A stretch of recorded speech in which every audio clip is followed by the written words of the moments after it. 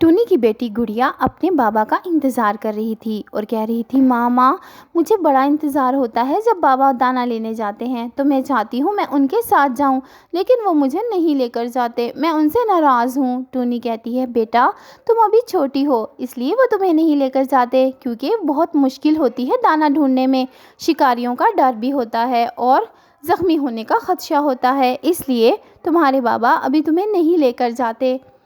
तो उसकी बेटी सुनहरी कहती है, माँ हम बाहर जाकर बाबा का इंतज़ार करते हैं, मुझे बाबा को दूर से देखकर बहुत खुशी होती है कि वो आ रहे हैं। फिर उसका बाप दूर से उसको आता नज़र आता है तो उसकी बेटी बहुत खुश होती है और कहती है, बाबा आ गए, बाबा आ गए। और फिर जैसे ही उसका बाप नज़दीक आता है तो गिर जाता है, वो खून से भरा होता है।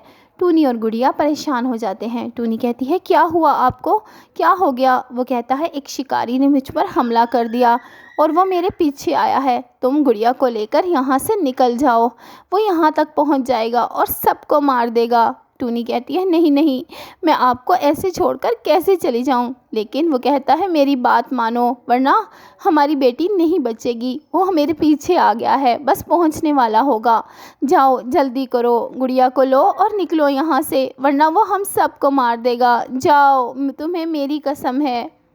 टूनी बहुत परेशान होती है और गुड़िया अपने बाप को छोड़कर नहीं जाना चाहती, लेकिन फिर गुड़िया की ज़िंदगी के लिए टूनी उसको लेकर निकल पड़ती है। वो दूसरे जंगल जाती है और सोचती है किसी से मदद मांगेगी और दरवाज़ा बजाती है। अंदर से तोते की आवाज़ आती है और पूछता है, कौन है?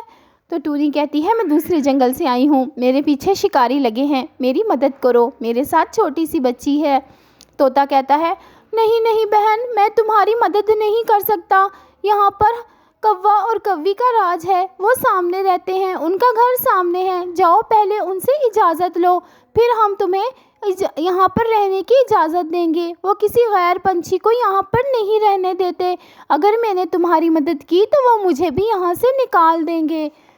अब तो टूनी बहुत परेशान होती है। गुड़िया कहती है, माँ आपने तो कहा था कि इस जंगल में सब एक दूसरे की मदद करते हैं। टूनी कहती है, हाँ बेटा, पता नहीं अब कैसे रूल आ गए।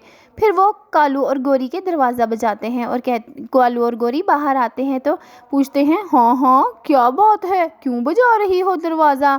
टूनी कहती है, मेरी मदद करें, मैं दूसरे जंगल से आई हूँ, मेरे पीछे शिकारी लगे हैं, मेरी बच्ची की जान खतरे में है।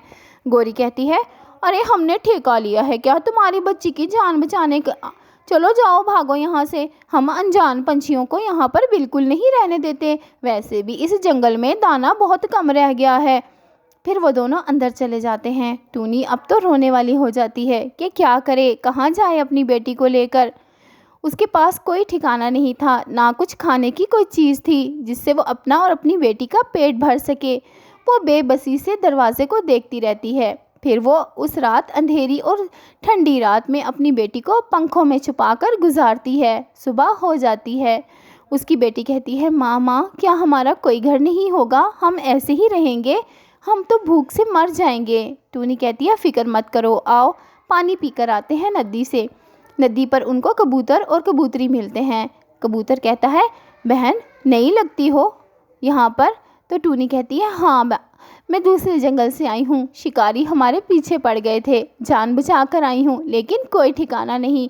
यहाँ पर कालू और गोरी रहते हैं, उन्होंने मना कर दिया है कि मैं यहाँ पर नहीं रह सकती, यहाँ पर दाना ख़त्म हो गया है। लेकिन कबूतर और उसकी बीवी उसको अपने घर ले आते हैं और कहते हैं, तुम फिक्र मत करो। और फिर कालू और गोरी को पता चलता है तो वो वहाँ आ जाते हैं और कहते हैं कि तुम क्यों इसको यहाँ रख रहे हो, इस जंगल में दाने की वैसे ही बहुत कमी है। तो टूनी कहती है कि मैं अपना नसीब अपने साथ लाई हूँ, हर कोई अपना नसीब खाता है, ये देखो तुमने देखा नहीं इस जंगल में कहत पड़ा था, लेकिन अब कैसे बादल उमड़ कर आए हैं और खूब बारिश बरसने वाली है। कबूतर और उसकी बीवी भी गोरी और कालू को कहती है कि तुम शर्म करो, वो अपना नसीब लेकर आई है, उसके आने से बारिश का मौसम बन गया है। और फिर बाहर से बादल गरजने की आवाज़ें आती हैं और कालू और गोरी खूब शर्मिंदा होते हैं। प्यारे बच्चों, कहानी अच्छी लगी तो लाइक ज़रूर करना और हमारे चैनल को सब्सक्राइब भी कर लो।